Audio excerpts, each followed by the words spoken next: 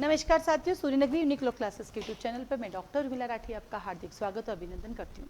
बात कर राजस्थान एपीओ की, तो राजस्थान एपीओ की उम्मीद है कि आप सबकी तैयारी बहुत अच्छी चल रही है, क्योंकि अब तो एग्ज़ाम आने ही वाला है। तो राजस्थान एपीओ के लिए अब आपको क्या करना चाहिए उसके बारे में बात करेंगे, और साथ ही साथ सूर्यनगरी यूनिक लॉ क्लासेस से आप क्या क्या कोर्सेज ले सकते हैं।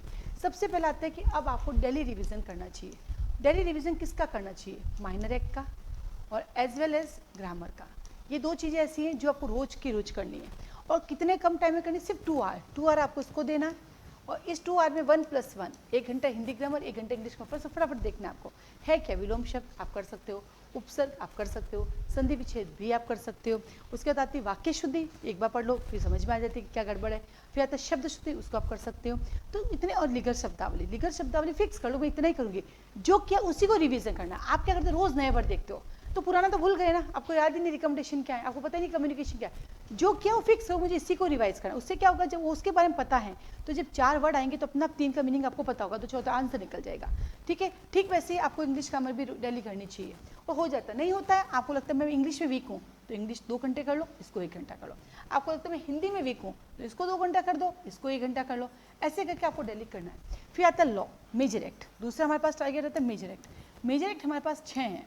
6 है, हाँ मेरे लिए 6 हैं, क्योंकि मैं आईपीसी और सीआरपीसी और बीएसए और इंडियन एविडेंस एक्ट, बीएनएसएस और बीएनएस, इन सबको अलग काउंट करती हूँ। तो मैं 6 सब्जेक्ट समझ के पढ़ती हूँ। अब इन 6 सब्जेक्ट को फिर मैं क्या करती हूँ, इनको डिवाइड कर देती हूँ कि आज मैं आईपीसी और सीआरपीसी पढ़ूंगा, कल मैं बीएसए और बीएनएसएस पढ़ूंगा, परसों मैं इंडियन एविडेंस और बीएनएस पढ़ूंगा। आप पता गलती क्या करें, आप दोनों साथ बैठ के पढ़ रहे हो, दोनों साथ बैठ के पढ़ो, दोनों साथ में सिर्फ कंटेंट सेम है और आपके क्या बातें हैं, आपके सेक्शन से केस लो सेम है। लेकिन जब दोनों साथ बैठ के पढ़ोगे ना तो गड़बड़, क्योंकि सेक्शन नहीं याद कर पाओगे।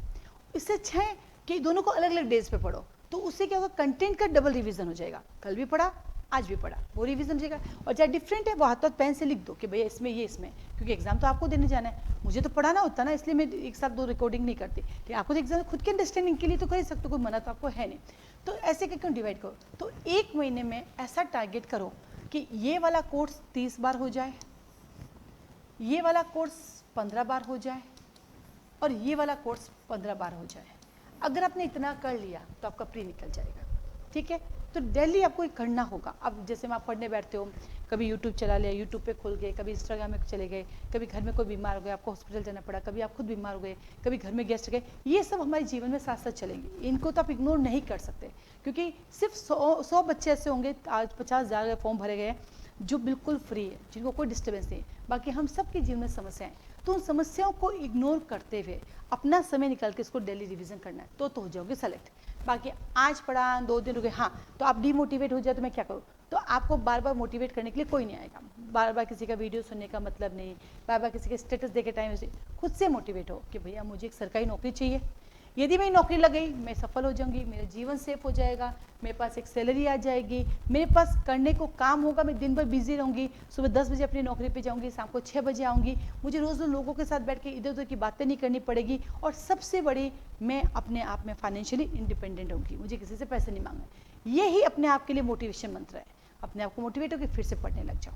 पढ़ लिया, अब क्या करना है, ये सब क्या, बैरेक्ट बार बार जितना हो उसके बैरेक्ट रिविजन करना है।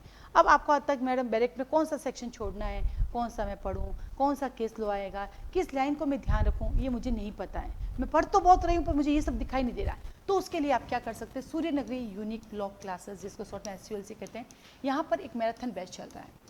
ये मैराथन बैच सिर्फ 1 मंथ का है, जिसके अंदर जो मैंने बोला वो सब हम पढ़ा रहे हैं। लॉ कंप्लीट दिखा रहे हैं, क्या की पॉइंट है, कौन कौन से लाइनें हैं वो बता रहे हैं, प्लस उनके कंसेप्ट भी बता रहे हैं, और जहाँ जहाँ केस लॉ बनते हैं वो भी लिखा रहे हैं। इसे आप ज्वाइन कर सकते हैं। इसकी फीस स्ट्रक्चर जानने के लिए आप मुझे कॉल मैसेज कर सकते हैं, या आपको ऑनलाइन लाइव मिलेगा, ऑफलाइन में आके बैठ सकते हैं, साथ में रिकॉर्डिंग भी मिलेगी। चलिए आगे बढ़ते हैं। दूसरा आता है आपके पास टॉपिक वाइज टेस्ट सीरीज।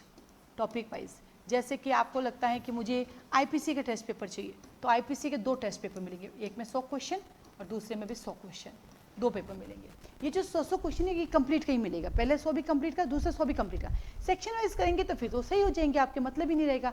तो 100 क्वेश्चन आ गए पहले पूरा कंप्लीट का, तो अच्छा है ना, पहला कंप्लीट पढ़ के आपने पहला टेस्ट दे दिया, फिर आपके नंबर कम आए, फिर दोबारा रिवीजन करो, फिर दूसरा टेस्ट दो, उसमें तो 100% होना चाहिए, क्योंकि यहाँ पे घर पे जब आपके 100 में से 100 नंबर आएंगे तो याद रखना वहाँ जाके आपके 80 नंबर या 75 नंबर आएंगे, क्योंकि घर पे जब टेस्ट देते हो तो मन में कोई स्ट्रेस नहीं होता, कोई डर नहीं होता, लेकिन वहाँ पे डर रहता है, तो उसकी वजह से हड़बड़ी में आप क्वेश्चन गलत कर देते हो, वहाँ नेगेटिव मार्किंग दिया तो कुछ नहीं होता, आप रोज आइडिया सोल्व करते हो कुछ नहीं होता। यहाँ पे जो टेस्ट पेपर लेते हो उसका आंसर की हटा देना, या मैं आपको आंसर की हटा के दूंगी, आंसर की मैं आपको बाद में दूंगी 10 जो पेपर को आंसर की एक साथ अलग दे दूंगी बंच, उसका अलग से प्रिंट आउट निकाल लेना, फिर उस पेपर को ऑनेस्टी के साथ करो जिसमें आंसर की, क्योंकि नहीं तो क्या होता है हम देख लेते हैं, ऐसे पलट के देख लेते हैं, मैं आंसर देख लेती हूँ, मन नहीं मानता, देख ही लेते, तो पूरा करो पहले, पूरा करने के बाद फिर आंसर की से मैच करो, मैच करने के बाद देखो कौन सा गलत हुआ, फिर जाके उसको वापस सर्च करो मेरा गलत क्यों हुआ, फिर उसको जाके डायरेक्ट खोल के देखो, अच्छा मेरी वो जीवन भर के लिए आपको याद आ जाएगा। तो हमारे पास टॉपिक वाइज टेस्ट सीरीज है लॉ सब्जेक्ट की, इस लॉ सब्जेक्ट की टॉपिक वाइज टेस्ट सीरीज अगर आपको चाहिए तो उसके लिए आप मुझे इसकी फीस स्ट्रक्चर के लिए फ़ोन मैसेज कर सकते हैं, ले सकते हैं। आगे चलते हैं ग्रामर, ग्रामर के भी हमारे पास टॉपिक वाइज टेस्ट सीरीज, जैसे मान लीजिए हमारे पास विलोम शब्द की बात कर दूँ तो इसमें 2 पेपर है, 100 और 100, कुछ क्वेश्चन रिपीट हो सकते, पूरा पेपर नहीं, जैसे हम लोग पुरानी ईयर के उठाते हैं खुद के बनाए रहते हैं तो कुछ रिपीट भी होता है, ऐसा नहीं है कि एक भी रिपीट नहीं होगा, 200 क्वेश्चन है तो कुछ तो 1-2 रिपीट हो सकते हैं, 10 भी हो सकते हैं, 15 भी हो सकते हैं, पर वो रिवीजन में होते हैं, एज इट इज क्वेश्चन कभी रिपीट नहीं होता है, कुछ ऑप्शन आपको एक जैसे देख सकते हैं, ठीक है, ठीक है, ऐसे लीगल शब्दावली है उसके 2 पेपर है 100 के, तो वो बार बार करने से क्या होगा आपको पता चलेगा क्वेश्चन ये था, इसका ये था, और एग्जाम में कई बार वही सेम टू सेम आ जाता है। मैं तो ऐसे कई बार सबक मैंने जो गाइडें निकाली थी आरजेएस के लिए, उसके सेक्शन मतलब उसका क्वेश्चन और चारों ऑप्शन भी सेम टू सेम भी आए, क्योंकि हम इतनी मेहनत से अपनी चीज़ों को बनाते हैं। और लेकिन मैं ये नहीं कहती इस पेपर में से क्वेश्चन आएंगे, ये पेपर जस्ट आपकी प्रैक्टिस के लिए, मैं कोई दावा नहीं करती कि इसमें से पेपर आएगा तो पेपर आउट हो जाएगा ना, ये जस्ट एक प्रैक्टिस है ताकि आपको अंडरस्टैंडिंग रहेगा आप क्या कर रहे हो और एग्जाम में आपको क्या करना है, ठीक है। तो ऐसे हमारे पास ग्रामर की हिंदी इंग्लिश दोनों की टेस्टेज अवेलेबल है, आप उसको अलग से ले सकते हैं। फिर आगे चलते हैं, तीसरा हमारे पास आता है मॉक टेस्ट। मॉक टेस्ट का मतलब होता है एक पेपर में 100 क्वेश्चन, 70 लॉ के और 30 हिंदी इंग्लिश के, ऐसे आपको टोटल 10 पेपर मिलेंगे, ठीक है। पहला पेपर करो, देखो आपके कितने नंबर आ रहे हैं, अब क्या क्या गलतियाँ हुई उनको लिखो, लिख के अब वापस तैयारी करो, फिर दूसरा पेपर दो, फिर देखो कितनी गलतियाँ, ऐसे करते करते 6 पेपर के बाद चारों पेपर में 100 में से 100, 100 में से 100, 100 में से 100 यहाँ लाना है। अगर आप यहाँ 100 में से 100 ले आए तो एग्जाम में आपके आराम से 80 नंबर आ जाएंगे, क्योंकि वहाँ एग्जाम का डर होगा। और ये चीज़ याद रखना है, एग्जाम है 2 सितंबर को, तो लास्ट आप 30 अगस्त के बाद पढ़ाई नहीं करनी है, हो सके तो 29 अगस्त को लास्ट पढ़ के छोड़ देना और नींद पूरी करना है। और अभी भी कोशिश करो, अब तो 1 महीना बच्चे ना पढ़ना होता है ना, 6 महीने पहले पढ़ना होता है, सबको पता है एपीओ आ रहा था, कई बार मैंने अपने बैच भी चलाई कि एपीओ आ रहा है, एपीओ आ रहा है, एपीओ आ रहा है, ठीक है। अब आपका 1 महीने, इस 1 महीने में पहली क्वालिटी को 10 घंटा सोना है, क्योंकि जितनी ज़्यादा आपकी नींद होगी ना उतना ज़्यादा याद करने की कैपेसिटी बढ़ेगी। नहीं तो आप नींद में रहे हुए, पढ़ो नींद आ रही है, पढ़ो नींद आ रही है, क्या पढ़ रहे हो, भेजे में नहीं जा रहा है, तो माइंड को रिलैक्स रखो, सब कुछ भेजे में जाएगा आपका, ठीक है। तो ये हमारे पास मॉक टेस्ट है, तो आप मॉक टेस्ट भी हमसे ले सकते हैं। तो हमारे पास एपीओ के इन दिनों 4 कोर्सेज चल रहे हैं। मैराथन आपको लगेगा कि अब मैराथन लेके क्या करेंगे, अरे ये मैराथन है ही 1 महीने का, इसीलिए तो है। आप कहेंगे हमने तो दूसरे कोचिंग से ले लिया, आप तो फालतू पैसे क्यों खर्च करेंगे, आपको सेलेक्ट होना है ना, बार बार रिवीजन करना, जितनी बार कर सकते हो उतना करो।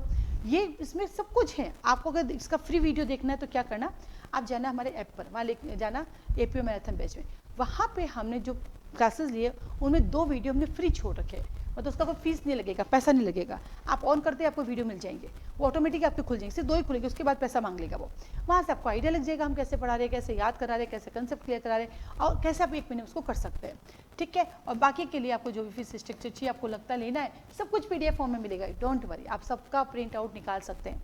अब सुनो, जो भी पेपर मैं आपको दूंगी, इन पेपरों में टाइपिंग और एरर होगी, ये ध्यान रखना, क्योंकि टाइप करने वाला एक ह्यूमन बीइंग है और ह्यूमन बीइंग गलतियाँ कर सकता है। आप मार्केट से गाइडें लाओ, उनमें भी अनलिमिटेड गलतियाँ होती है, हमारी भी हो सकती है, लेकिन जब आप हमसे टेस्ट सीरीज ले लेते हैं, अगर आप हमारी ली हैं, हमसे परचेज किए, तो आप आराम से मुझे व्हाट्सएप पे क्वेश्चन का फोटो भेज सकते हो, मैडम इस क्वेश्चन में बताओ क्या आंसर होगा, आंसर की में ये दिया हुआ है, तो आपका जो भी टाइपिंग एरर है उसको ठीक किया जाएगा बाकायदा। लेकिन आपको जो मेरे को समझाओ ये क्वेश्चन ऐसा क्यों है, तो भैया टेस्ट से जुड़े बच्चों को समझाने का नहीं, जहाँ टाइपिंग एरर होगी मैं सॉर्ट करूँगी, क्योंकि मेरे पास कई बार बच्चे मैसेज करते हैं मैडम ये 3 क्वेश्चन का आंसर बताना, मैंने कहा ये मेरी टेस्ट है, नहीं मैडम ये तो इस गाइड में, तो गाइड में गलती तो गाइड वाले को फ़ोन करो ना कि गाइड वाले जी आपके इन 3 में टाइपिंग एरर मुझे बता दे, आप गाइड वालों को तो फ़ोन ही नहीं करते हो, मुझे मैसेज करते हो, ये तो गलत बात है ना।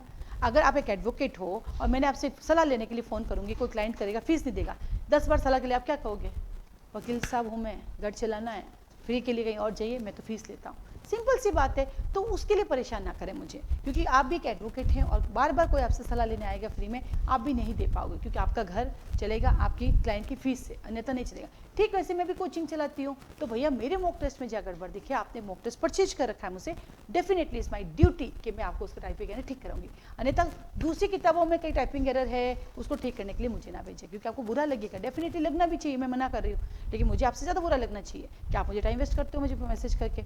ठीक है, तो आप अपनी इन चीज़ों को तैयारी करने के लिए इन चीज़ों को आप ले सकते हैं, इनकी जो भी क्वारी चाहिए आप मुझे कॉल मैसेज कर सकते हैं। तो ऑल द बेस्ट आप लोगों को, 1 महीना है, कोशिश करें कि आप में से बहुत सारे लोग फैमिली वाली हैं, फैमिली वाले हैं, जॉब वाले हैं, तो जल्दी उठ जाया करें, सुबह 2 बजे उठ जाया करें, 2 से लेकर 7-8 बजे तक अपना पढ़े, फिर दिन भर अपना काम करें। इसके अलावा कोर्सेज के बारे में जो भी जानकारी चाहिए कॉल मैसेज कर सकते हैं। और हाँ, बैरेक्ट, एक और लास्ट बात बताऊंगी मैं, कुछ बैरेक्ट में बहुत सारी चीज़ें गड़बड़ियाँ दे रखी है, बहुत सारी टाइपिंग एरर है। अगर आप सेल्फ स्टडी कर रहे हैं तो कोशिश करना हिंदी इंग्लिश दोनों में पढ़ना, क्योंकि कई बार हिंदी में सही लिखा है, कई बार इंग्लिश में सही लिखा है, तो वो जरूर करके देखें। ठीक है, आप सबको ऑल द बेस्ट।